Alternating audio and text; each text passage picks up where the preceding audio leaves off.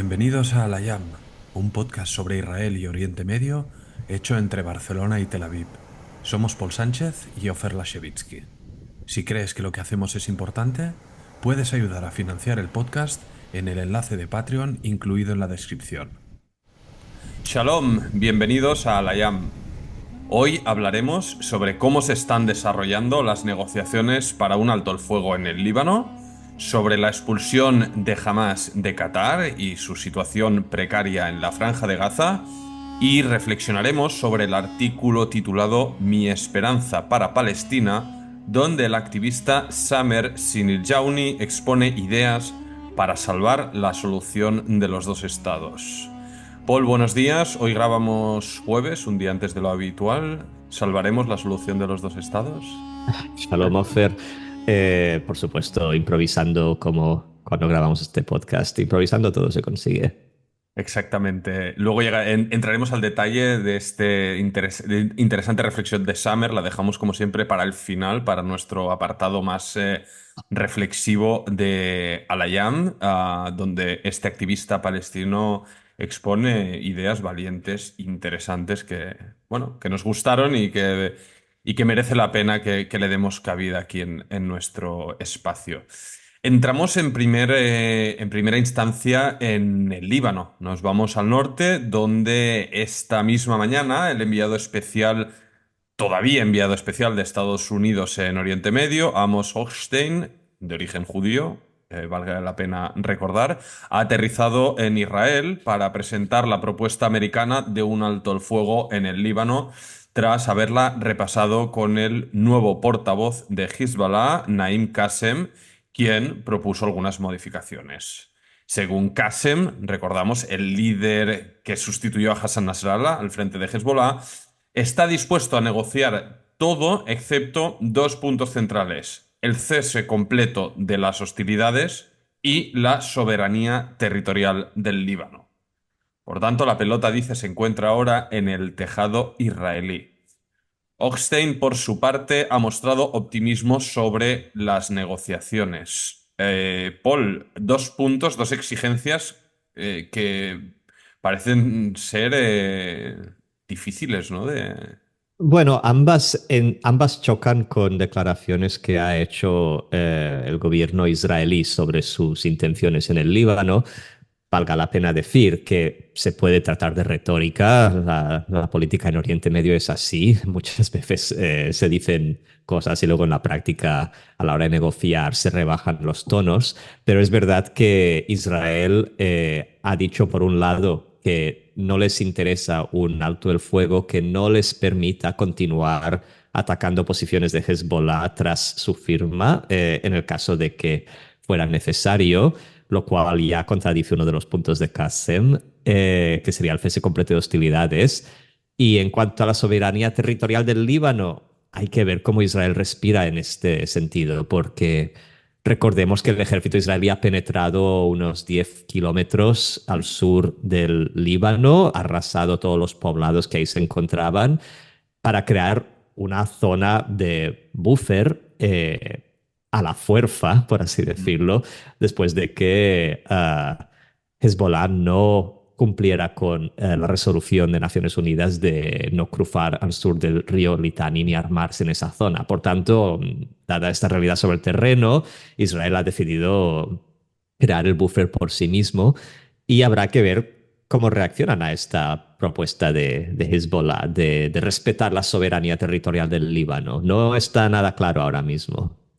Permíteme, nos va muy bien, Paul, a nosotros que escuchamos en hebreo los reportes de periodistas israelíes que se han metido empotrados con las tropas de Israel sobre el terreno. Hay un par de ejemplos. Luego entraremos a otro, que es el de Yannick Kubovich, pero antes de él, me gustaría recordar la anécdota de Ron Benishai. Es un experimentado reportero militar de Yediot Aharonot, que es probablemente el tabloide más leído de Israel. Y la explicación del porqué de este buffer y lo que él vio al entrar a estos poblados mayoritariamente chiitas arrasados, que decías tú, Paul, en esta franja de 10 kilómetros de la frontera, Y bueno, en la charla donde él explicaba, en el podcast de su medio, explicaba, ¿no? lo que veía y lo que se encontraba. Y un poco para ponernos en situación Paul y de quien nos escuche lo entienda, él estaba en Kfarkila, que es es un poblado que ves desde Metula. Metula es el poblado más al norte de Israel, es como un dedo prácticamente que entra en territorio del Líbano. Y desde las casas de Metula al otro lado tú ya ves Kfarkila, que es este primer poblado. Y claro, él dice, se metió en una de las pocas casas que quedan en pie, dice que el 70% de las casas están destruidas, como dijiste, y es que explicaba la facilidad, o sea, es decir, que metiéndote tú en el terrado de una de estas casas, no necesitas de ningún tipo de artefacto, ni tecnología, ni nada para tener en visión directa el patio, la casa de Metula. Es decir, con un simple rifle de francotirador tienes a la vista las casas donde miles de civiles de israelíes vivían, ahora no viven, no sabemos hasta cuándo. Y explica, ¿no? Esta cercanía, esta facilidad que tenía Hezbollah hasta antes de la penetración israelí de poder, ¿no? Llevar a cabo sus ataques, mayoritariamente con misiles Nuntet, en hebreo es antitanque, ¿no? Por esa facilidad y esa cercanía a la frontera desde estos poblados atacar a tropas israelíes en el perímetro fronterizo y a los civiles israelíes que están muy, muy pegados a la frontera. Sobre lo que decías tú, bueno, no lo decías tú, perdón, decía Naim Kassem, ¿no? Sobre estas condiciones. Hay muchos interrogantes, pero hay una realidad sobre el terreno, que es en lo que siempre debemos intentar basarnos, ¿no, Paul? ¿Qué es lo que ha pasado estos últimos días? Israel ha endurecido y reforzado su ofensiva, tanto en el sur del Líbano como en objetivos de Beirut, incluso ayer bombardeando objetivos en el centro de la capital del Líbano, ante lo que se sospecha que va a ser un inminente cese de hostilidades que, por lo que dice la prensa israelí y altos mandos israelíes y demás, también es un interés de Israel por las complicaciones logísticas que hay, ¿no? El extender demasiado esta operación, esta sensación de que se han logrado ya objetivos bastante considerables, ¿no?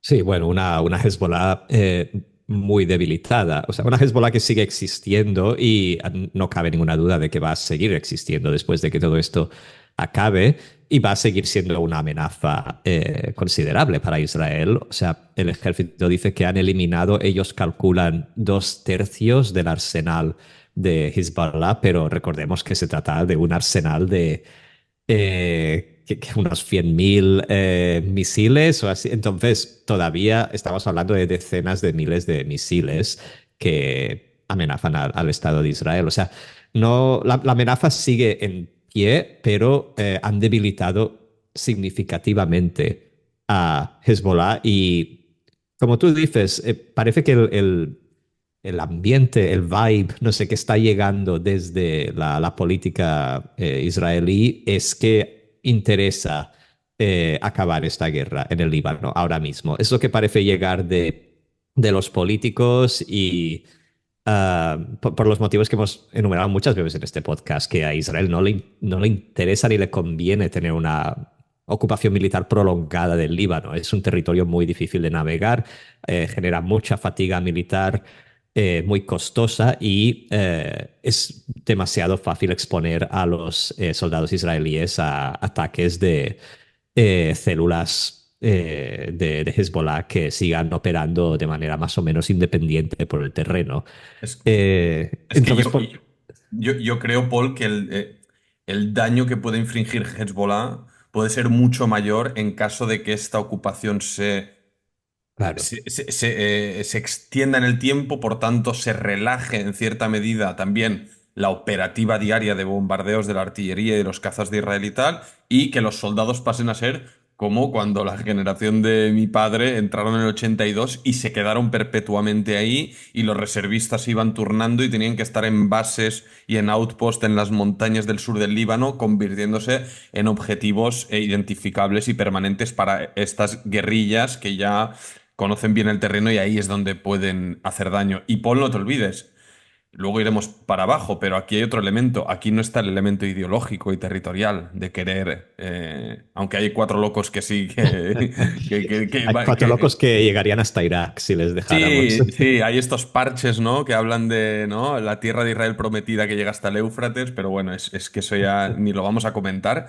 Pero al no haber esta presión de un sector tan influyente, ¿no? Ideológicamente y con tanto poder como son los colonos de Cisjordania todavía, ese elemento está fuera, por tanto también, ¿no? Creo yo que entre comillas libera más a Netanyahu y al gobierno para llegar a la conclusión o llegar a decidir que los objetivos están no en su totalidad, pero prácticamente cumplidos, asumiendo que Hezbollah en su totalidad es imposible de destruir, tanto la idea como sus arsenales, pero sí, bueno, se Es habrá que más allá de la logrado. idea, o sea, hay que recordar que aparte de la rama militar de Hezbollah, también son un partido, son un partido dentro del Líbano y que representan una parte importante de la población libanesa. Por tanto, no, no es realista entrar a extirpar, por así decirlo, Hezbollah como organización. Lo suyo sería integrarla dentro de la sociedad en la misma calidad que están el resto de partidos y grupos de los diferentes grupos étnicos que componen el Líbano y no que predomine sobre los demás con su poderío militar financiado Por por Irán. Irán y bueno, y sus intereses ideológicos. No Um, sé cómo ves, Paul, el tema de, claro, mencionábamos que ha llegado y yo he matizado el todavía enviado especial de Estados Unidos, Amos ya. Hochstein, que es quien ha sido ¿no? el interlocutor formal en esta crisis y en anteriores temas relacionados a Israel-Líbano, como el tema de los hallazgos de las bolsas de gas en el mar Mediterráneo, en esa zona fronteriza, que también es un tema conflictivo y demás. Claro, Amos Oxen ya no será, ya no estará en el cargo, está en funciones, no sé cuándo asumirá su relevo. Supongo que No en s- enero, cuando empiece la presidencia de Trump. claro, Ese es otro motivo por el cual acelerar el alto el fuego, o sea, que ocurra antes de que haya todo este cambio administrativo en Estados Unidos. No tanto porque no sepamos cuál va a ser la agenda de Trump, creo que también les interesa un alto el fuego en el Líbano, sino porque, bueno, es un follón, o sea, mejor acabar ahora la negociación, que la medalla se la cuelgue Biden y pasar página. no sé, la verdad que estoy muy escéptico. Es que, no sé, la verdad que hay estos debates. Sabemos que Netanyahu no quiere acabar las guerras, eso por aparte, pero a Estados Unidos yo creo que les interesa empujar ahora, sin duda. Es que es heavy. Bueno, nosotros obviamente Ahora estaba pensando, ¿no? Digo, ostras, nosotros leemos todo, analizamos todo mayormente desde una perspectiva israelí, barria judía, pues por nuestra cercanía y nuestras fuentes de información que habitualmente consultamos, etcétera. Siempre demostramos empatía y simpatía para los civiles del otro lado. Pero en este caso se nos escapa de nuestra, ¿no? De nuestra sensibilidad o cercanía el sufrimiento que está pasando pues la gente bajo las bombas en el Líbano, que está siendo devastador. O sea, creo que la campaña israelí, por lo que se dice, es menos indiscriminada que en 2006, en el sentido que en 2006, por lo que escuché recientemente, los objetivos militares que habían identificados eran pocos, se eliminaron rápidos y se implementó esta doctrina Dagia que se dijo que es básicamente arrasar con todo para hacer entender al enemigo que el precio a pagar por meterte con Israel es va a ser muy alto. Ahora, no sé hasta qué punto se ha aplicado esta misma famosa doctrina Dagia, pero más allá de calibrar cuánto destrozo no hay, pues los muertos se cuentan y se acumulan cada día, los desplazados internos son un montón. Ah, Cuando leo actualizaciones sobre estas cifras en el Líbano, cifras de muertes, de niños, de desplazados, Me recuerda a las operaciones anteriores en Gaza, cuando Ujú. habían operaciones militares o guerras, mini guerras, cada uno las llama como quiere, entre Israel y Hamas en Gaza. Las cifras eran más o menos esto, yo qué sé, cientos de niños muertos, miles de civiles, sin llegar a las cifras descomunales que han habido en la guerra de este último año. Pero, wow, me hizo reflexionar y poner en perspectiva, es decir, lo que ha pasado en Gaza ha sido tan bestia que ahora, digamos, esta guerra, que como tú dices, está siendo muy dura para la población civil lebanesa, terrorífica, y que se está llevando un precio importante también. eh, está a la altura de operaciones anteriores israelíes en Gaza, como fue la de 2014 o 2008, que en su momento eran criticados y vistos como bueno, la peor acción militar que Israel había hecho nunca. Y ahora lo del Líbano es como que queda. Yo creo que la percepción es menor de lo que está pasando. Al Sí. menos la percepción que yo estoy pillando de medios, de redes.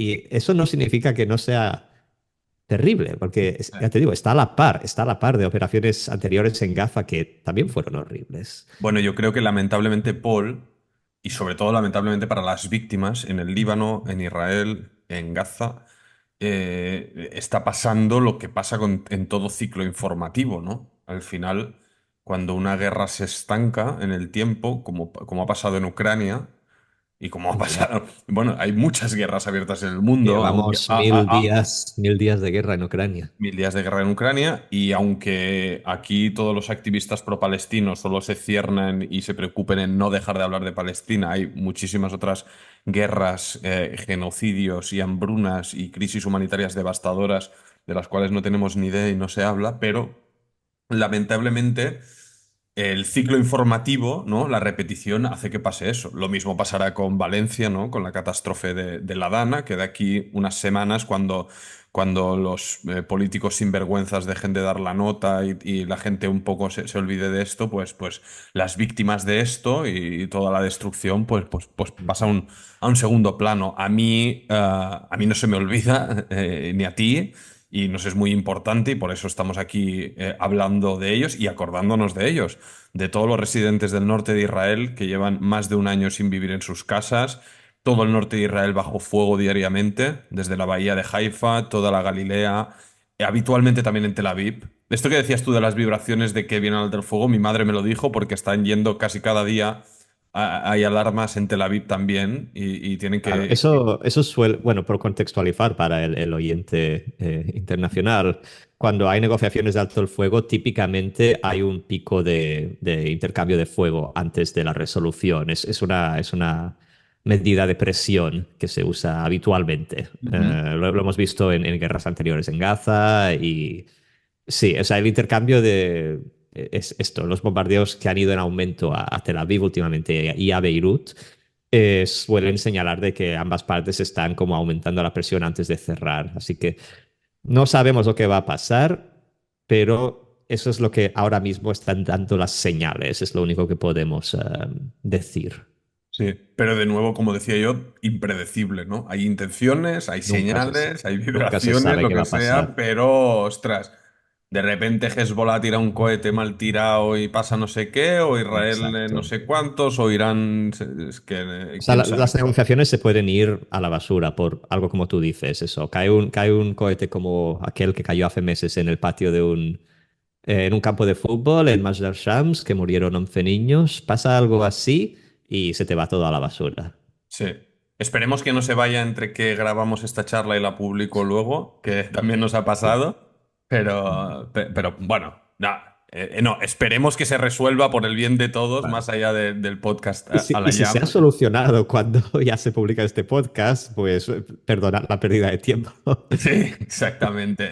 Celebraríamos que este podcast quede totalmente descontextualizado porque sería una buena una noticia positiva que nos hace falta. ¿Quieres que Dicho lo trasla... cual, claro, dicho lo cual, las negociaciones por un alto el fuego en Gaza, por otro lado, ya no existen, como quien dice. O sea, hemos visto en una reunión de la ONU esta semana que Estados Unidos vetó un llamado de la ONU para un alto el fuego inmediato en Gaza, concretamente, porque, según Estados Unidos, este llamado no incluía la liberación de los rehenes. El llamado de la ONU era por un cese de hostilidades inmediato.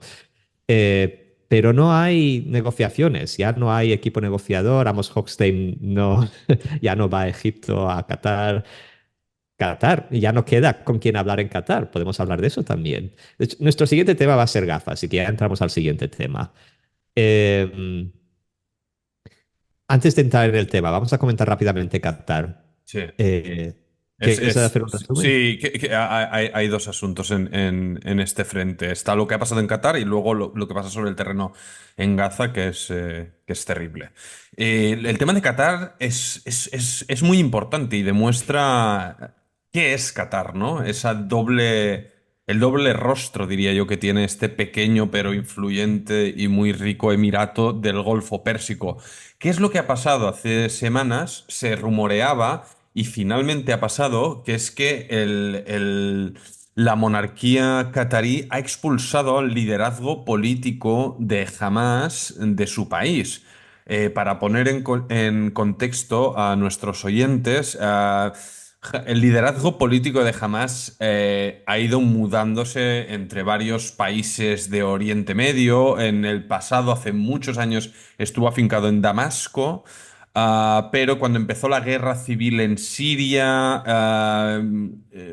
jamás tenía ciertas desavenencias con el régimen de Al-Assad por ver si apoyaban al régimen o a la disidencia. Jamás son sunitas, el régimen son alawitas, chiitas.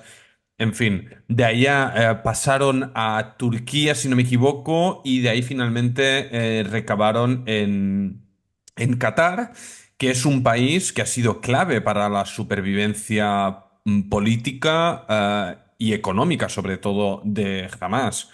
Bueno, y Poniendo vivían, valga la pena decir, muy bien en Qatar. Bueno, vivían. Bueno, y esto, claro, aquí nos faltan micrófonos y testimonios de Gaza, pero es que si escucháramos a la gente de Gaza lo que piensan sobre sus opulentos líderes viviendo a cuerpo de rey y llamando al martirio mientras ellos están viviendo o estaban viviendo en lujosos hoteles con cuentas bancarias repletas de millones de dólares, ese es otro tema. Un poco para concluir, Qatar era quien financiaba mensualmente vía transfer de maletines de millones de dólares en efectivo que entraban por el checkpoint de Erez entre Israel y el norte de Gaza, entraban cada mes con permiso y el beneplácito de Netanyahu y su gobierno para sostener el régimen de Hamas en Gaza, es decir, para pagar los salarios de sus funcionarios, de sus milicianos, sus suministros, sus élites. Jamás, Gaza, por mucho que se considere sine qua non y sin contestación como la cárcel a cielo abierto más grande del mundo y todos estos tópicos, la realidad sobre el terreno era un poco diferente a estos tópicos. Y Esto obedecía a la estrategia de divide y vencerás de Netanyahu, de justamente. Y, enaltecer a Hamas en Gaza y debilitar la autoridad palestina en y, Cisjordania. y un poco para concluir este análisis sobre lo que ha pasado, ¿no? Estados Unidos llevaba presionando a Qatar para que Qatar presionara a Hamas a acercar posiciones y aceptar las múltiples negociaciones que ha habido para un intento de alto el fuego en Gaza a cambio de la liberación de los rehenes israelíes, que, como lamentablemente vemos y sabemos, se han ido al traste recurrentemente, unas por culpa de Hamas, otras por culpa de Netanyahu o todas por culpa de todos, quién sabe. Pero esa es la realidad y ahora sospecho, me temo, ¿qué pasa? En Qatar, a pesar de que tiene una agenda regional donde ha alimentado a Hamas, los hermanos musulmanes en la región, es el patrón de Al Jazeera, que es el principal, ¿no?, portavoz del islamismo, tanto en Oriente Medio como en todo el mundo, y la narrativa de Hamas y la narrativa extremista en el conflicto palestino-israelí. Por otra parte, es la sede de la mayor base de la aviación norteamericana en Oriente Medio. Por tanto, ahí viene eso de que juega a dos caras y en este caso me temo yo que ante el cambio de cromos que ha habido en la Casa Blanca y viendo lo que se le puede venir, habrá dicho, chicos, de Hamás, yo mejor me quedo a buenas con lo que va a venir, buscaros la vida, chao, chao. Yo Sí. lo veo un poco por ahí. Es una buena teoría, sin duda. Por lo que he leído, ahora están en Turquía. Hablamos de líderes como Khaled Mashal, Khalil al-Hayya, sí, según leí, ahora mismo han ido a Turquía, donde Erdogan sigue públicamente pues, abrazando y defendiendo la causa palestina y enalteciendo a Hamas como legítima resistencia. Veremos cómo esto se desarrolla. No tenemos mucha más información sobre el tema ahora mismo. Ya que mencionabas a líderes, también Ismail Haniyeh, que era el líder de Hamas, el líder, el número uno de Hamas, vivía en Doha, en Qatar. Fue a Teherán, al Parlamento, a la recepción, ¿no? A la bienvenida al nuevo presidente Presidente, de exacto. Irán, y ahí es cuando fue liquidado en Teherán en una acción no reivindicada, pero atribuida obviamente a la inteligencia de Israel, al Mossad. Sí, explotó una bomba en la habitación del hotel, así que Sí, sí. básicamente. Asesinato de libro, sí.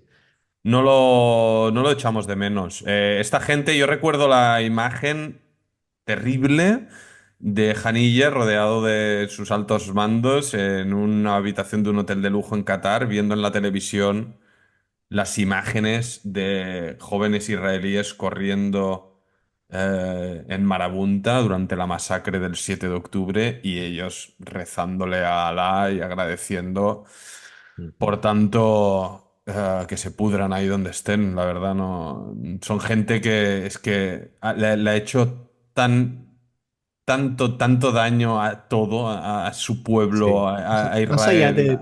más allá de lo que pueda pasar en su fuero interno al cual no tenemos acceso, vete a saber qué le pasa a esta gente por la cabeza ni cuáles son sus opiniones o sentimientos reales. Su estrategia política, como tú dices, era una estrategia francamente de- deplorable desde nuestro punto de vista. O sea, esto de las imágenes que se comparten de ellos refando al ver las imágenes del 7 de octubre, no hay que olvidar, esto es propaganda para ellos. O sea, ellos generan estos vídeos concienzudamente para enviar un mensaje a sus seguidores. O sea, ellos están instrumentalizando el islamismo político y la yihad para la liberación total de Palestina, lo cual no contempla pues, eso, ni el derecho a la dignidad o a la vida de los israelíes, ni una posible solución pacífica, que como ya hablaremos en el tercer segmento de hoy, se puede alcanzar.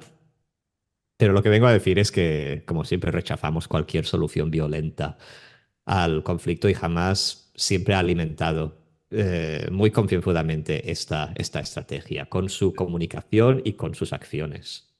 Ahora veremos cómo afecta esto, ¿no? Este traslado de la cúpula política en la diáspora, por así decirlo, del grupo islamista, con la realidad sobre el terreno, que es a lo que queremos entrar, que es a Gaza, donde jamás a nivel gubernamental y a nivel jerárquico de estructura está muy afectado, pero sigue teniendo las botas sobre el terreno allá donde no está el ejército israelí, que es prácticamente en la mayor parte del territorio de Gaza. Para que jamás Sí. no controle, básicamente necesitas ahí tener cientos de miles de botas sobre el terreno para evitar que en ninguna esquina salgan de los túneles, ¿no? Bueno, es la receta perfecta para una guerra interminable. O sea, el Tzahal, el ejército israelí, se ha sentado de forma más o menos permanente a lo largo del corredor de Netzarim, que es, bueno, es el antiguo cauce del río Gaza, que parte, digamos, la franja de Gaza en dos. Y ahora hablaremos de este tema en más profundidad, pero básicamente ellos han cogido el cauce de este río, han hecho de eso su base permanente por ahora. Y a partir de ahí esperan a que jamás pues saque cabeza o en el sur o en el norte y van a donde luego ellos entran a ese sitio y se ocupan, luego al otro y juegan así al, ¿cómo se llama ese juego? Al guacamole. Ah, sí. Sí, eso es una receta para la guerra eterna. Nos Eh, metemos, si quieres, métete en Gaza, ¿no? Con un poco con los ojos Vamos a Gaza. de Yaniv Kubovic y qué es lo que Sí. nos contaba. Queríamos comentar esto, una entrevista que publicó Haaretz en su podcast con Yaniv Kubovic, que es uno de los periodistas insignes del periódico, un analista militar, que a lo largo de este último año él ha intentado visitar de forma regular tanto el frente de Gaza como el del Líbano, empotrado siempre con las tropas israelíes para poder reportar al público israelí a través de Haaretz lo que se ve sobre el terreno, más allá de lo que nos explican los portavoces del ejército israelí. Esto también le da la oportunidad, al hacerlo regularmente, pues de analizar los cambios sobre el terreno y la implementación de sus estrategias.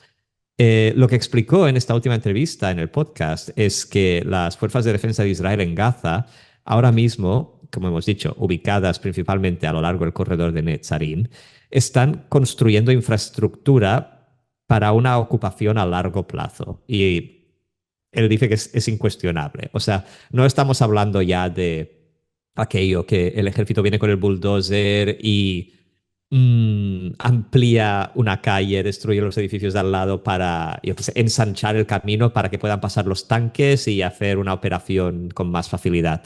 Estamos hablando de infraestructura permanente como la construcción de carreteras, sistemas de electricidad, de agua corriente, incluso torres de señales telefónicas de las principales compañías telefónicas israelíes. Todo esto nos da la idea de que Tzahal se ha hecho a la idea que van a continuar en Gaza como mínimo otro año y a saber Bueno, hasta cuándo. él no habla de otro año, ¿eh?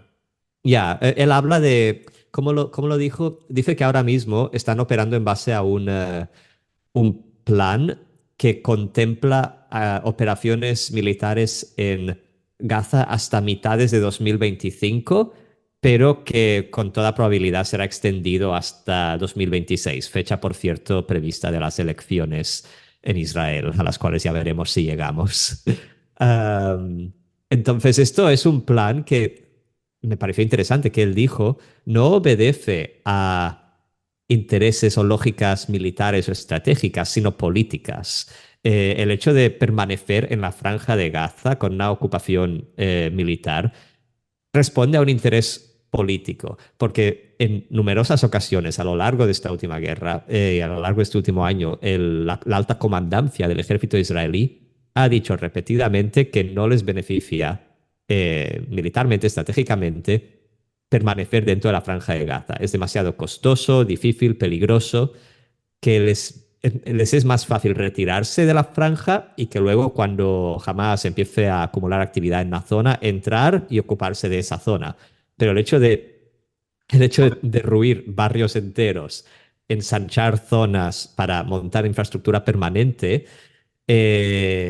al ejército no le interesa y sin embargo es lo que está ocurriendo. Y esto viene pues pocas semanas después de que en este mismo podcast comentáramos que desde la extrema derecha en la política israelí, en el gobierno de coalición, se están empezando a envalentonar con la idea de devolver los asentamientos judíos a la franja de Gaza. Por tanto, Yo es que ya lo veo una realidad. O sea, esto mañana nos despertamos con esto. Es que ya no es. No, un congreso de cuatro locos que rezan por volver y tal. O sea, es que esto va para ahí y quienes conocemos un poco cómo ha funcionado el movimiento, ¿no? De los asentamientos en Cisjordania, el modus operandi y lo que ha pasado sobre el terreno, que es básicamente construir hechos sobre el terreno mientras por arriba hay negociaciones y diplomacia y tal, es que esto va a pasar y está bien lo que decías, Paul, y él mismo hacían un poco de sátira con esto en el podcast de Aretz, claro, lo que dice la alta comandancia en la Kiryat de Tel Aviv, que es la comandancia central del ejército, son unos smolanim, unos izquierdistas, ¿no? Acomplejados, y en cambio, por suerte, hay rangos intermedios, comandantes y no sé qué y tal, y gente sobre el terreno en Gaza pertenecen a la derecha radical mesiánica, que están realmente haciendo el trabajo, entre comillas, Es que como esto es corresponde. algo que quería comentar porque es muy interesante y fascinante sobre el ejército israelí, que claro, es un ejército popular, o sea, es el pueblo, es un reflejo perfecto de lo que es la sociedad israelí. Toda la sociedad israelí pasa por el ejército. El servicio militar es obligatorio, excepto para el 20% árabe, que pueden no presentarse si así lo desean y hacer servicio civil. Pero tú piensas que si toda la sociedad israelí está en el ejército, pues ahí tienes los de izquierdas, los de derechas, los colonos, los laicos, están todos ahí metidos. Y claro, lo que estamos viendo en Gaza es que como no hay nadie al volante, como desde la política Netanyahu no está dando una dirección, ni está dando órdenes, ni tiene una visión de futuro, que ya es adrede. A él le gusta jugar con el caos, Su generar visión es caos y no dejar que las tener, cosas... su visión Sí. es no tener visión de futuro. Exacto, él opera un poco como Putin, así dentro del caos y del nihilismo. Eh, pues como el ejército no está recibiendo esto, una dirección, una orden clara de qué tenemos que hacer en los próximos, yo qué sé, X meses, eh, lo que está pasando es que, como tú dices, esta comandancia intermedia, que son los que deciden lo que se hace sobre el terreno en Gaza, pues están operando según sus propias ideologías personales. Y claro, vemos esto, comandantes de sector que se les ha asignado pues, una sección de Gaza, que ellos pues como les va llegando desde la política estos mensajes de que hay que reocupar Gaza, hay que invitar a los palestinos a irse, pues ellos piensan, mira, yo estoy aquí, tengo el poder, tengo los medios, pues voy a empezar a hacer trabajo por adelantado. Por otro lado, te encuentras soldados rasos de izquierdas, laicos, por ejemplo, o no necesariamente laicos, simplemente de izquierdas que no están a favor de reocupar Gaza y que empiezan a sentirse muy incómodos con esta realidad sobre el terreno. Y que dicen, yo no he venido a Gaza a esto, yo he venido a luchar contra Hamas, a devolver a los secuestrados. No he venido aquí a montar una ocupación permanente. Así que empiezan a haber como tensiones dentro de estas comandancias bajas intermedias, pero la inercia de la situación está llevando a una ocupación militar permanente, que es lo que pasó en Cisjordania en el 67. Y luego, claro, pasan 10 años, que no serán tantos esta vez, y poco a poco los colonos pues van llevando una caravana, ahora una ducha portátil, ahora una pequeña sinagoga. Y ahora una ciudad de 20.000 personas.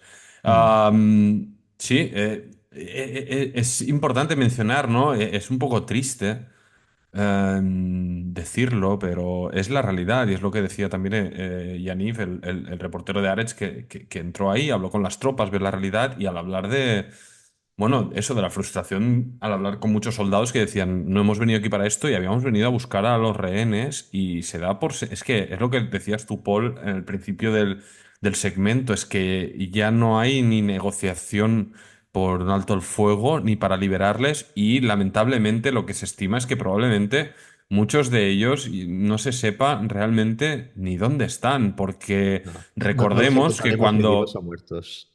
en el caos que se desató el 7 de octubre, no todos los rehenes fueron capturados en una operación perfectamente coordinada, fueron capturados por elementos de múltiples facciones terroristas, palestinos, civiles, etcétera, etcétera.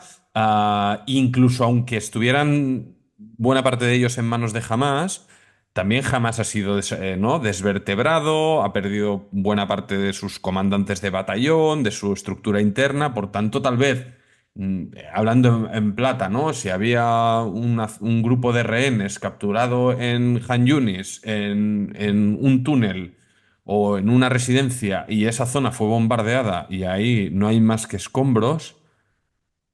¿Cómo se puede saber si están en un túnel, si no? Es decir, esos son, bueno, aunque sea un territorio pequeño, es un territorio vasto, y ahora mismo mayoritariamente derruido, y con, bueno, lamentablemente con esta realidad tan, tan peliaguda, ¿no? Y sí, todo esto, bueno, que es el grito y el clamor de los familiares de los rehenes, era este, que cuanto más tiempo pasara, más difícil iba a ser lograr el retorno de sus seres queridos en vida a casa. Y esta es la tragedia nacional de Israel desde el 7 de octubre de 2023 y lamentablemente, y para vergüenza al menos mía, como israelí, para de muchos, este tema tan crucial ha quedado eliminado de la agenda. sí, Es sí. O que... sea, el futuro de Gaza ahora mismo es esto, es una inercia que parece arrastrarnos más en la dirección de una ocupación militar permanente que en la de encontrar una solución negociada a la guerra. Eso ya no se contempla, no hay ninguna parte interesada ni por parte de Israel ni de Hamas de hacerlo. Y no sé, el futuro pinta mal, el futuro pinta muy mal para los rehenes, para la población de Gaza. No sé cómo va a acabar esto. Vamos, si te parece, Paul, al último tema que nos ocupa y que precisamente habla o intenta proponer soluciones a este embrollo, ¿no? Que Venga, parece algo sí, tan, vamos a parece echar algo, luz. parece algo tan complicado de hablar, pero merece la pena, ¿no? Y creo que tenemos que empezar nosotros también a dar voz, ¿no? Y a este tipo de personas, de organizaciones sin dogma, ya sean palestinos o israelíes y vengan de donde vengan, que están pujando para intentar desencallar esto y sacarnos de este bucle de oscuridad, ¿no? Hablamos de Samer Siniljawi, es un activista ex activista, diría, de Fatah, que es la principal facción palestina que controla la Autoridad Nacional Palestina de Ramallah, de Así como Cisjordania. apunte, él se hace llamar Fatah en la sombra. Bueno, sí, pues le podemos llamar como Fatah alternativo o pro Fatah Sí, renovado, por decir así. exacto. Fatah En def- 2.0. Ahora también entraremos en este tema, lo que es Fatah y demás, pero bueno, en definitiva, Summer Sinjawi publicó un ensayo en el portal The Atlantic en el que explica la solución de los dos estados que, bueno, un intento de promover la solución de los dos estados diseñado juntamente con el ex primer ministro israelí Ehud Olmert y el ex ministro de Exteriores palestino Nasser al-Kidwa. Este plan se basa en el mutuo entendimiento de los deseos y los miedos de las dos partes. Y, entre muchas cosas, el artículo también describe los principales obstáculos que ve ahora mismo para realizar este plan, ¿no? Y dos de ellos, de los obstáculos, perdón, son internos. El liderazgo actual de ambos lados y por otra parte, los liderazgos externos de Irán y el apoyo internacional a favor de un lado u otro, que dificultan también la resolución del conflicto. A mí, de entrada, Paul, hay varias cosas que me llamaron la atención, pero sobre todo una. En la que insiste, y es la tesis, creo yo, que vertebra su ensayo, que es la necesidad de los palestinos de tomar la iniciativa, de tomar la delantera, de asumir que lamentablemente, por motivos que no nos caben en estos 10 minutos de podcast que quedan, los palestinos han perdido recurrentemente en la historia por decisiones no nada acertadas de sus recurrentes líderes históricos y todo ello les ha llevado a una situación actual que es probablemente la peor desde la Nakba, peor que la Nakba diría yo. Y ahora entraremos en detalle, pero en definitiva, Summer propone un cambio de dirección absoluto y que implique que desde el lado palestino, desde la sociedad civil, desde el liderazgo político, surjan y se amplifiquen voces que reclamen que queremos ser la iniciativa, queremos ponernos al frente porque primeramente es un interés nuestro del pueblo palestino lograr salir de este atolladero. Sí, sí, bueno, como tú dices, es un ensayo muy interesante. A mí la idea que me llamó la atención más es como él dice que los palestinos deben am, aprender a entender la psique israelí. Y te diré por qué esto me pareció interesante, porque Samer fue detenido cuando era un joven, aquello, un joven que tiraba piedras durante la primera intifada, como muchos otros palestinos de su quinta. Y en la prisión, dice en su artículo, él aprendió a conocer a los israelíes. Y esta frase me llamó mucho la atención porque es lo mismo que hemos oído repetidamente decir o atribuido a Sinwar, el ex, bueno, el ya fallecido líder de Hamas en la Franja de Gaza. Sinwar también estuvo muchos años en la prisión israelí y dijo que aprovechó esos años para conocer a los israelíes, aprender hebreo, estudiarlos, pero salió con conclusiones radicalmente opuestas a la de Samer Sinishlawi. O sea, mientras que Sinwar estaba en prisión y se dedicaba a estudiar al enemigo, recordemos, desde su punto de vista, para aprender mejor cómo hacerles daño, Samer se dedicó a conocer a los israelíes para entender, uh, por así decirlo, quién les ha hecho daño. O sea, ¿por qué os portáis así? Para entender los traumas que llevan los israelíes encima y hacen que se comporten de la manera tan brutal y represiva que lo hacen en sus ocupaciones, en sus operaciones. Y, y dice algo que me pareció eso, pues interesante y muy empático por su parte, que es que Israel al final es eso, es un país construido por gente que arrastra siglos de traumas y que la misma fundación del Estado en sí y los primeros 70 y pico años de historia del país siguen repletos de traumas que los israelíes van absorbiendo, muchos infligidos por los mismos palestinos, que van a hacer daño, a atacar. Y él dice que entendió en cierto punto que nunca vas a conseguir que un israelí se doble si la amenazas con violencia. O sea, siempre van a responder con más fuerza. Y si esta es la realidad,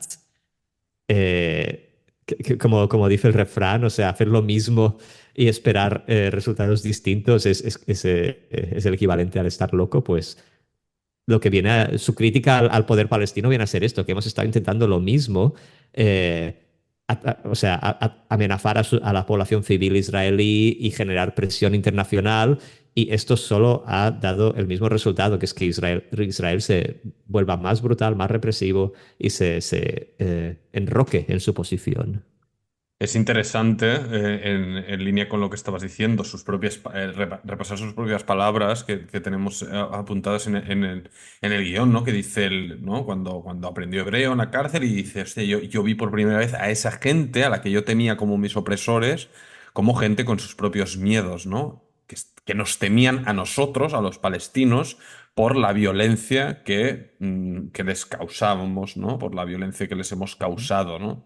A mí me viene en mente esto, pues ya no el 7 de octubre, sino la terrible época de la Segunda Intifada, ¿no? Que, como siempre decimos, ¿no? El conflicto desde fuera, desde Vilafranca del Penedès en el Casal de la CUP, se analiza con mucha comodidad y frivolidad, pero la Segunda Intifada para mí, para los israelíes, es el trauma, el horror de no querer subirte a un autobús porque estallaban, ¿no? O años donde una cafetería, o sea, donde los cafés y los restaurantes no existían. Hubo 5, 6, 7 años hasta que no se restauró, se acabó la intifada y poco a poco volvió, donde la realidad que hemos conocido tú y yo, Paul, de estar ¿no? en una terraza en Tel Aviv tomándote una pinta, tal, eso no existía, no existía.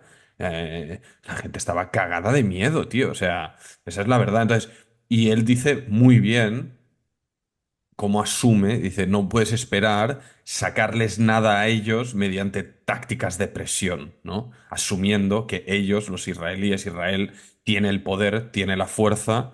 En el caso de Cisjordania es el ente ocupante que mantiene este régimen militar y, por tanto, cuanto más endurecemos estas tácticas, ¿no? O mira el 7 de octubre donde nos ha llevado, peor resultado al final acabamos pagando nosotros. Para mí es muy destacable, Paul, que hemos mencionado, ¿no? Esta iniciativa que él, Summer impulsa, pero él aúna aquí a dos ex diplomáticos de mucho peso, ¿no? Ehud Olmert, que fue primer ministro de Israel, entonces del Likud, del principal partido de la derecha, el cual hoy lidera Benjamin Netanyahu, y Nasser el-Kidwa, de esta élite, ¿no? De la autoridad palestina, de Fatah y demás. Por tanto, también es de alabar o de destacar la actitud de estos ex veteranos dirigentes que en el pasado intentaron, pero fracasaron, ¿no? Acercar posturas y darle un intento de rienda a esta opción de los dos estados, que a día de hoy, a pesar de todas las dificultades, lo sigan reivindicando. A Sí, mí, es importante que lo sigan reivindicando porque, o sea, es la única posible solución que no acaba en una tragedia, digamos, la, la- histórica. la- Pero claro, como él bien dice en el artículo, ahora mismo no tenemos liderazgo que crea en esta solución de dos estados. Netanyahu no le interesa y Mahmoud Abbas, bueno, es un inútil, por así decirlo. Sí, es un líder. Él mismo, cuando hablábamos de esto de que se reivindica como un Fatah alternativo renovado, él mismo recuerda, él dice, es que con el actual liderazgo es imposible desencallar nada. Netanyahu y sus acólitos, sus socios, ya hemos hablado suficiente de ellos y por qué no vemos posible, ¿no? No les interesa en absoluto a Netanyahu, no le interesa, nunca le ha interesado reencaminar ni siquiera un inicio de unas negociaciones de paz congeladas desde 2014 y demás. Y por parte palestina, él mismo lo dice, Samer dice, es que con el actual presidente palestino, cuyas últimas elecciones celebró en 2005 y su mandato expiró en 2009, por tanto lleva desde 2009 gobernando autocráticamente la autoridad palestina y Es haciendo que es fuerte, también es todo lo fuerte. posible por dinamitar tanto Fatah como Hamas, cualquier atisbo de diálogo de unidad que siempre ha fracasado por una puya de uno u otro, pero que al final se han convertido en dos autocracias de facto de dos Palestinas separadas, negligentemente gobernadas, que han supuesto una verdadera catástrofe para su pueblo, ¿no? Y hay una cosa que me gusta, bueno, hay muchas cosas que me gustan de Summer, de lo que dice, pero lo dice Summer y lo dicen otros activistas palestinos con fundamento, que hablan o desde Palestina o desde la diáspora, y en detrimento o en una diferencia abismal de la mayoría de los supuestos movimientos de solidaridad con Palestina, que él dice. Ah, para mí solo debería haber un ideal básico por el que manifestarnos estos días, que es exigir el alto al fuego, el parar la guerra y la liberación de los rehenes, que es un clamor que a nosotros, Paul, lo damos por asumido porque nos parece básico y aceptable, pero está totalmente, o sea, no está presente en ninguna de las manifestaciones que, por ejemplo, hemos visto en Occidente en el último año y pico en lo referente a este conflicto. Porque, recordemos, de no haber rehenes en Gaza, Israel no tendría ningún tipo de legitimidad, ¿no? Eso Para demuestra sostener. como... Sí, perdón. No, se me ha cortado la conexión un momento. Iba a decir que, no, a mí también he destacado esta frase suya, lo de que el único clamor debería ser fin de la guerra y liberación de los rehenes. O sea, no se pide la liberación de los rehenes, porque es como que jamás ha conseguido normalizar o popularizar la idea de que la vida israelí valga tan poco que es legítimo usarlos como peones, como elementos de negociación.